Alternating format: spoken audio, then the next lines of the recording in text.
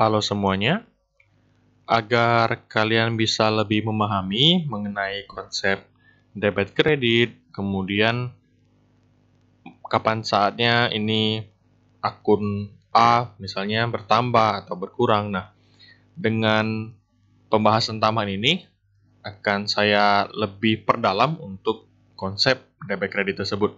Nah, kita akan memakai soal latihan 2.1.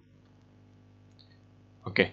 Jadi di sini sudah ada soalnya, sama kayak di modul kalian, bisa kalian cek sendiri. Nah, tujuan saya membuat pembahasan tambahan ini agar kalian bisa lebih memahami lagi konsep mengenai debit kredit, kemudian kapan harus bertambah, kapan harus berkurang, berkurangnya di sisi akun yang mana, misalnya apakah berkurang di sisi aktiva, bertambah di sisi hutang, atau bagaimana. Nah, semua itu akan saya sampaikan melalui pembahasan yang kali ini. Jadi, masih ada kaitannya juga dengan PDA, dengan persamaan dasar akuntansi. Jadi, persamaan dasar akuntansi itu juga menggunakan konsep yang sama mengenai debit kredit untuk masing-masing akun. Jadi, semuanya masih berkaitan, sangat-sangat berkaitan dari konsep debit kredit, dari kelompok akun, kemudian disusun ke dalam persamaan dasar akuntansi, hingga nanti di bab berikutnya kita bahas mengenai jurnal dan posting buku besar, sampai ke laporan keuangan. Nah, kenapa saya merasa ini penting? Karena ini konsep yang paling dasar.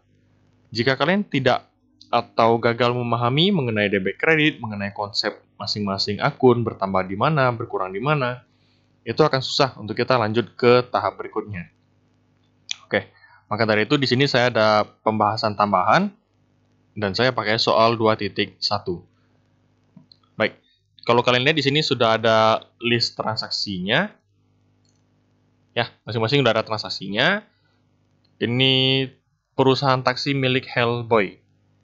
Oke, di sini sudah ada transaksi. Nah, ada di pada bagian bawah, pada poin yang diminta, ada A sama B. Kalau A itu kalian diminta untuk posting ke buku besar. Kalau B, kalian diminta untuk susun ke neraca saldo. Untuk sementara, permintaan ini kita skip dulu. Jadi tidak perlu kalian lanjutkan untuk buku besar, kemudian ke neraca saldo, nggak usah.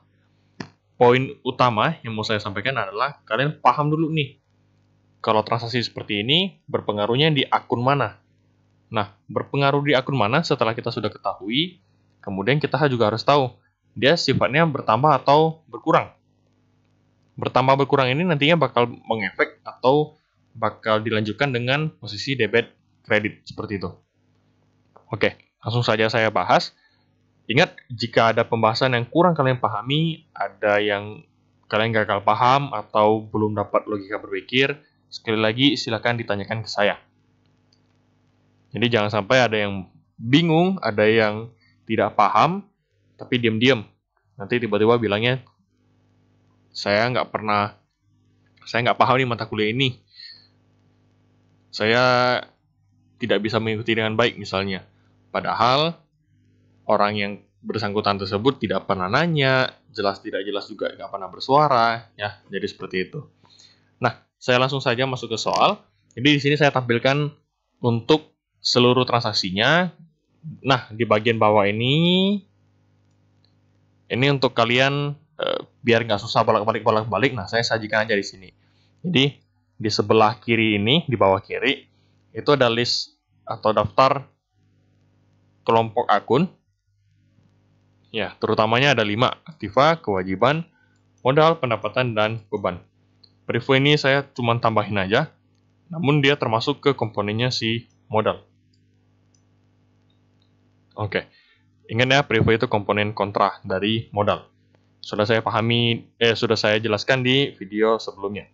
Nah, di bagian kanan ya sama aja sih. Kalau sebelah kiri ini kan secara visual ada D, ada K. Debit berarti debit, D berarti debit, K berarti kredit. Nah, di bagian kanan ini secara visual untuk posisi di buku besar. Kayak aktiva ini kan bertambah sebelah debit nih. Nah, di sini aktiva dia bertambah sebelah kiri. Jadi ini visual untuk di buku besar. Kiri ya sama, kiri itu debit, kanan itu kredit. Begitu. Nah, langsung saja saya bahas. Baik, dari yang tanggal 2. Di sini dikatakan, Hellboy memulai usahanya dengan menyerahkan uang tunai sebesar 90 juta. Berarti di sini Hellboy adalah pemilik perusahaan. Dia ownernya. Nah, dia serahkan uang tunai sebesar 90 juta. Dan sebuah mobil yang bernilai 80 juta sebagai setoran modalnya. Oke, di sini ada beberapa komponen nih. Nah, kalau kita pahami, berarti di sisi perusahaan menerima uang tunai sebesar 90 juta dan sebuah mobil dengan nilai 80 juta. Itu yang perusahaan dapatkan. Nah, perusahaan dapatkan dalam rangka apa? Atau sumbernya dari mana? Sumbernya adalah dari modalnya si Tuan Hellboy. Oke, kalau seperti itu, berarti akun apa aja sih yang berpengaruh? Atau dia berpengaruh di mana aja? Pertama, dari uang tunai. Uang tunai berarti masuk ke akun apa? Yaitu akun kas. Ini kalian catat sendiri ya, saya tidak ada visual, saya tidak memunculkan di PowerPoint, jadi pandai-pandai kalian catat sendiri. Nah, uang tunai berarti masuk ke akun apa? Yaitu akun kas. Akun kas tergolong akun apa? Atau kelompok akun apa? Akun kas tergolong ke kelompok aktiva. Oke, dia tergolong ke kelompok aktiva. Nah, dia perusahaan dapat nih uang 90 juta. Berarti di sisi aktiva untuk akun kas bertambah 90 juta. Jadi di sebelah debit nih. Berarti kas bertambah 90 juta. Berarti kasnya di sebelah debit. Dan sebuah mobil yang bernilai 80 juta. Mobil itu masuk ke mana? Mobil itu masuk ke akun kendaraan. Kendaraan itu termasuk ke kelompok aktiva. Lebih tepatnya aktiva tetap. Jadi kita catatkan atau kita bukukan ke akun kendaraan. Nah, berarti kan aktiva perusahaan bertambah nih. Bertambah pada akun kendaraan 80 juta. Berarti 80 juta ini juga sama. Dia bakal bertambah di sisi debit. Oke. Kemudian, sebagai setoran modalnya, berarti sumber uang tunai sama mobil itu bersumber dari modalnya Tuan Hellboy. Berarti modal si Hellboy bertambah. Oke. Berarti modal bertambah di mana? Modal bertambah sebelah kredit. Oke ya. Jadi di sini ada 3 akun. Untuk modal itu sendiri berarti totalnya berapa? Yaitu yang si Hellboy serahkan. Berarti 90 juta ditambah dengan 80 juta. Berarti 170 juta.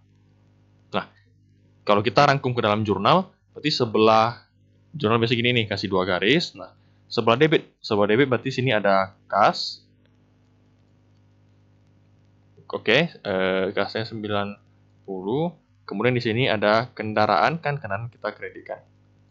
Oke, saya tidak tuliskan lengkap. Kendaraan itu 80 juta. Nah, kemudian berarti sebelah kredit kan ini modal nih bertambah nih. Berarti di sini modal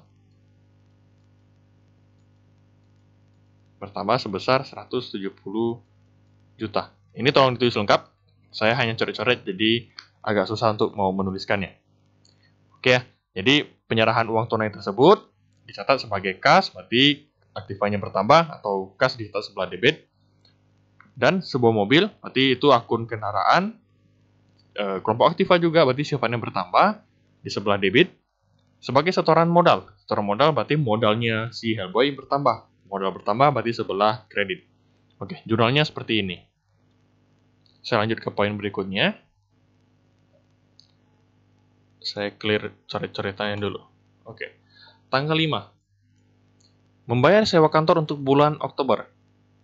Sewa kantor bulan Oktober. Oke. Hal yang pertama kalian perlu ingat, kita berdiri di bulan apa sih? Sekarang kita berdiri di bulan Oktober. Nah, kita bayar sewa untuk bulan Oktober. Berarti, sewa tersebut kita langsung akui sebagai beban. Oke. Kita akui sebagai beban. Baik, kita mulai satu-satu. Di sini ada kata membayar. Kalau membayar berarti ada kas yang keluar atau kas yang berkurang sebesar 2 juta. Kalau kas berkurang berarti aktiva kita berkurang dong. Nah, karena kas kelompok dari aktiva, maka kas berkurang di sebelah kredit. Oke. Nah, itu dari sisi kas. Kemudian, ini kita bayar apa sih? Kita bayar sewa kantor. Nah, Di bulan Oktober kita bayar sewa kantor bulan Oktober. Berarti sewa kantor tersebut kita catat atau kita bukukan sebagai beban. Berarti beban kita bertambah 2 juta. Nah, beban bertambah di sebelah mana? Beban bertambah di sebelah debit. Berarti nanti bakal muncul beban sewa kantor sebelah debit. Nah, kalau saya jurnal kurang lebih ya seperti ini. Berarti sebelah debit tadi kan ini nih, beban nih. Pada si sewa kantor. Berarti di sini beban sewa kantor 2 juta. Kemudian kas kita berkurang nih. Kas berkurang 2 juta.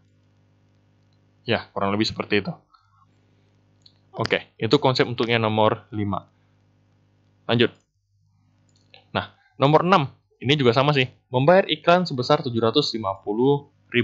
Membayar iklan. Berarti membayar nih, ada kata membayar. Maka ada kas yang keluar atau kas yang berkurang. Kan kita bayar pakai uang. Uang adalah kas. Berarti uang kita berkurang 750.000. Kas kelompok dari aktiva, berarti kas berkurang di sebelah kredit. Kemudian, yang kita bayar adalah iklan. Berarti kita akui sebagai beban iklan. Berarti beban bertambah di sebelah debit. Oke, kalau saya jurnal, berarti ingat kasih 2 garis. Debitnya apa? Debitnya tadi beban iklan. Berarti beban iklan sebesar 750.000. Nah, kreditnya apa? Kreditnya adalah kas. 750. Oke, itu untuk iklan. Jadi nomor 5 sama nomor 6, tanggal 5 sama tanggal 6 itu kurang lebih sama konsepnya. Karena sama-sama biaya. Saya lanjut tanggal 8. Di sini dikatakan menerima pendapatan jasa sebagai hasil operasi selama 10 hari pertama. Oke, menerima pendapatan jasa. Karena di sini ada kata menerima, berarti soal ini ingin mengatakan bahwa kita sudah memberikan jasa kita. Kan ini perusahaan jasa nih. Kita sudah memberikan jasa kita dan kita mendapat bayarannya. Oke. Berarti kita menerima apa nih? Berarti menerima uang sebesar 1.400.000. Oke ya. Berarti kalau menerima uang, otomatis kas kita bertambah. Kas kelompok dari aktiva. Berarti kas bertambah di sebelah debit. Oke. Kemudian pendapatan jasa. Jadi kas ini kita terima atas apa? Atas pendapatan jasa, atas jasa yang kita berikan kepada konsumen. Berarti kan kita akui sebagai pendapatan jasa. Itu penghasilan kita lah. Nah, pendapatan berarti bertambah 1.400.000. Pendapatan bertambah di sebelah mana sih? Yaitu bertambah di sebelah kredit. Berarti untuk jurnal kurang lebih seperti ini. Sebelah debit kita mencatat kas sebesar 1.400.000. Sebelah kredit kita mencatat pendapatan jasa.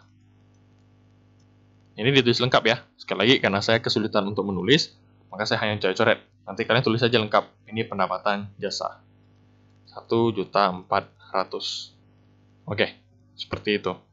Jadi, semua pendapatan kita catat ke pendapatan jasa. Ini khusus untuk jasa ya. Baik, saya lanjut. Tanggal 10. Di sini, membayar premi asuransi sebesar 6 juta. Premi ini berlaku sampai akhir tahun. Oke, jika kita membayarkan sesuatu yang berlakunya sampai akhir tahun, baik itu sewa, baik itu iklan, baik itu asuransi, jika ada embel-embel, berlaku untuk akhir tahun, ataupun yang kita bayarkan adalah untuk periode berikutnya, bukan untuk bulan ini. Kalau kayak yang nomor tanggal 5, tadi sewa kantor untuk bulan Oktober, masih bulannya sama, berarti langsung kita biayakan. Oke, kayak nomor 10 ini, kita bayar asuransi untuk bulan depannya, jadi berlaku sampai akhir tahun. Nah, jika seperti itu, berarti kita belum boleh mencatatnya sebagai biaya, jadi jangan langsung dibiayakan. Melainkan, kita catat sebagai biaya dibayar di muka. Oke ya. Biaya dibayar di muka, itu nama akunnya. Nah, kalau mau lebih spesifik, karena ini asuransi, nanti kalian catatnya boleh asuransi dibayar di muka, seperti itu boleh. Oke, Saya pakai bahasa atau pakai akun asuransi di Bayar di Muka saja. Nah, saya kembali ke soal, berarti membayar premi asuransi sebesar 6 juta. Nah, premi ini berlaku sampai akhir tahun. Berarti, karena kita bayar yang untuk sampai akhir tahun, kita catat ke asuransi dibayar di muka. Oke. Asuransi dibayar di muka itu kelompok dari akun kelompok aktiva. Berarti asuransi dibayar di muka. Asuransi dibayar di muka saya bertambah 6 juta. Berarti bertambah di sebelah debit. Oke. Membayar, berarti ada kas yang keluar. Berarti kas saya berkurang 6 juta. Berarti kas adalah kelompok aktiva dan kas berkurang di sebelah kredit. Oke. Kalau saya jurnal, berarti sebelah debit kan tadi asuransi dibayar di muka sebesar 6 juta. Nah, berarti kreditnya adalah kas sebesar 6 juta juga. Ini harus balance ya, kiri kanan. Oke, saya lanjut. Nomor tanggal 15. Membeli komputer secara kredit. Nah, ini membeli komputer secara kredit. Dari toko sentra komputer sebesar 3 juta. Baik, pertama. Komputer. Kita beli komputer. Komputer itu masuk ke akun apa? Komputer itu bisa masuk ke akun peralatan. Nah, akun peralatan itu masuk ke kelompok apa? Kelompoknya si aktiva. Kalau lebih spesifik kan ada aktiva lancar, aktiva tetap. Nah, peralatan masuk ke aktiva tetap. Jadi, kelompok aktiva dibagi dua lagi, aktiva lancar dan aktiva tetap. Komputer masuk ke akun peralatan. Akun peralatan ini merupakan komponen dari aktiva tetap. Ya, jadi membeli komputer berarti berarti peralatan kita bertambah. Peralatan komponen dari aktiva kalau bertambah berarti sebelah debit. Secara kredit, kalau kredit berarti kita ngutang. Nah, utang berarti itu kan kewajiban. Kalau utang bertambah, berarti bertambah di sebelah kredit. Oke, jadi kalau saya jurnal, sebelah debitnya apa? Sebelah debitnya adalah peralatan. Oke, peralatan 3 juta. Sebelah kreditnya apa? Kreditnya bukan kas, karena ini secara kredit. Kalau dia tunai, berarti kreditnya kas. Karena ini secara kredit, berarti sebelah kreditnya adalah akun hutang usaha. Hutang usaha 3 juta. Gitu. Oke, saya lanjut. Tanggal 17. Nah, tanggal 17 itu konsepnya sama dengan tanggal 5, sama dengan tanggal 6. Di sini dia membayar bensin dan oli untuk keperluan taksi seharga 800.000. Saya singkat, di sini membayar. Membayar berarti ada kas yang keluar. Uang yang harus kita bayarkan. Berarti uang kita berkurang dong di saku kita. Jadi kas yang berkurang, berarti kas di sebelah kredit. Kemudian kita bayar bensin sama oli nih. Berarti kita anggap bensin dan oli ini sebagai beban. Oke, beban berarti beban bertambah di sebelah debit. Baik, secara jurnal, berarti di sini muncul biaya mau BBM dan oli, boleh 800. Nah, kemudian di sebelah kredit, ini kan membayar, berarti kas berkurang 800.000. Oke, seperti itu. Saya lanjut.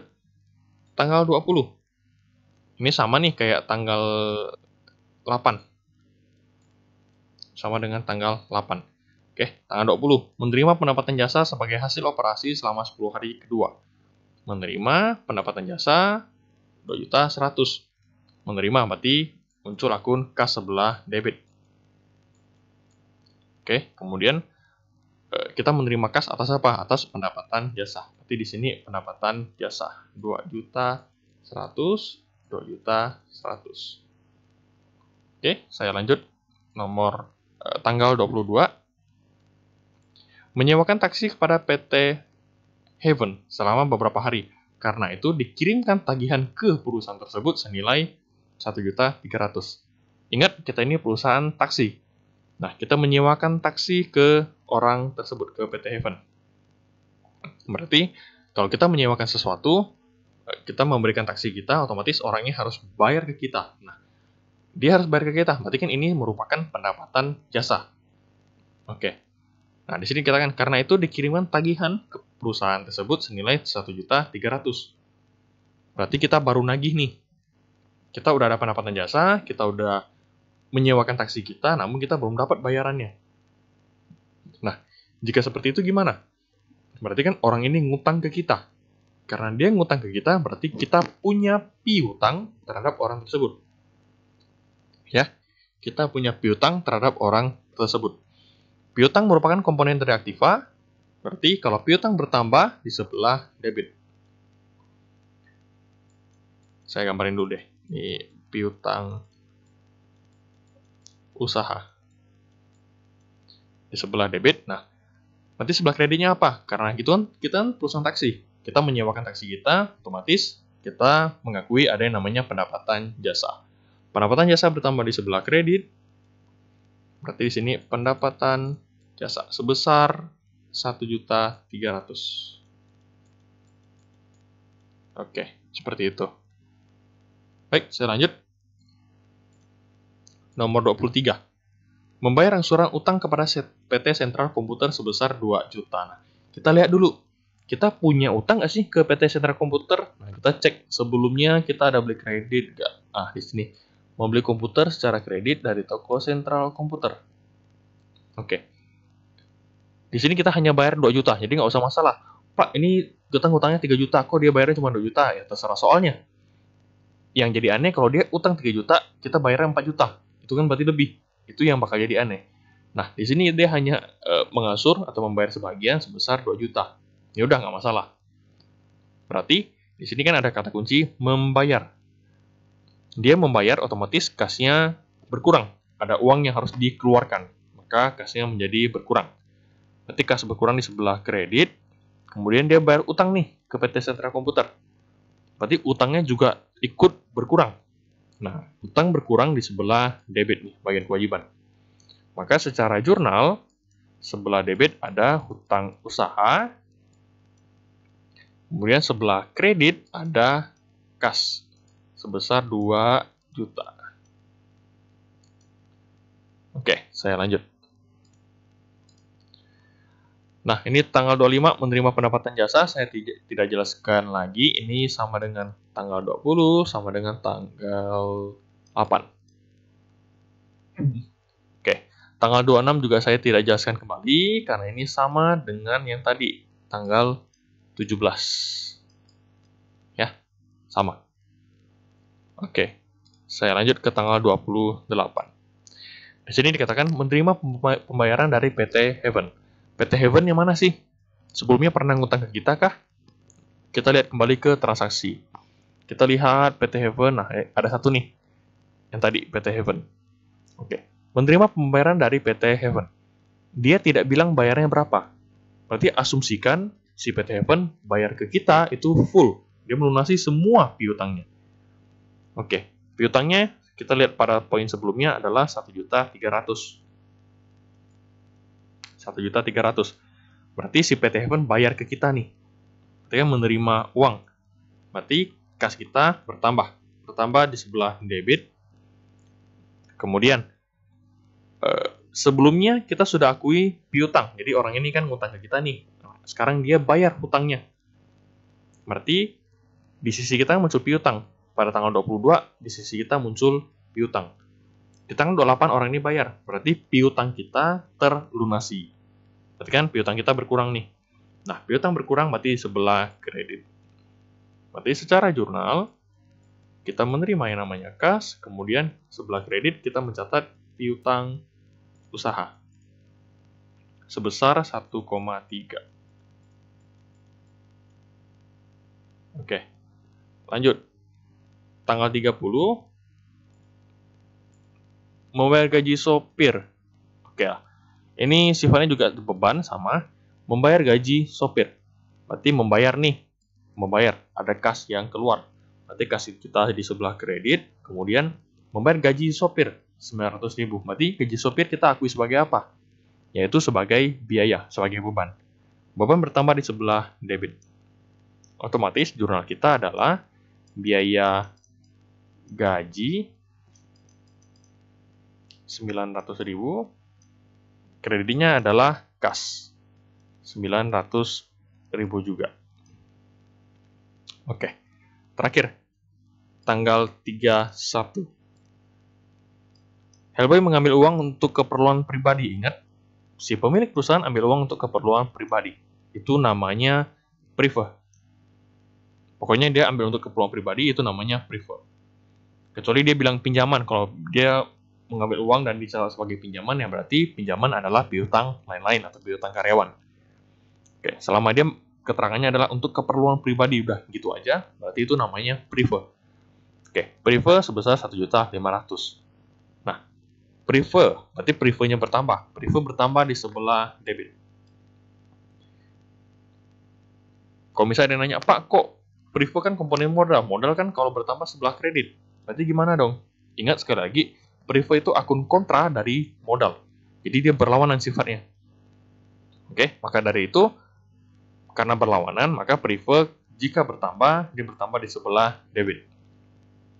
Oke, mengambil uang, otomatis uang perusahaan berkurang, 1.500.000. Uang perusahaan berkurang, berarti kasnya berkurang di sebelah kredit juga.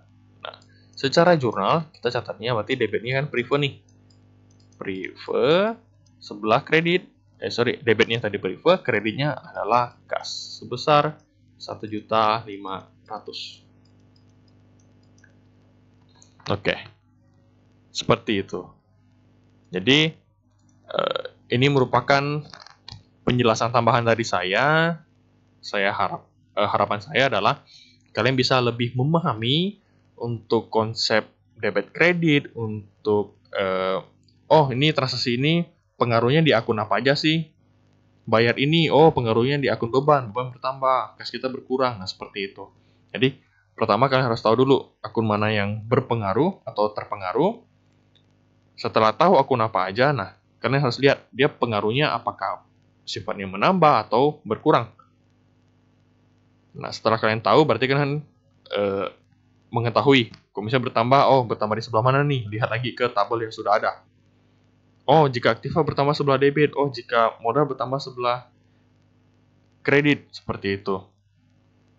Ya, jadi biar kalian lebih memahami, tahu bertambahnya di akun apa, berkurangnya di akun apa, dan untuk pembuatan jurnal juga kalian paham mana debit, mana kredit. Seperti itu.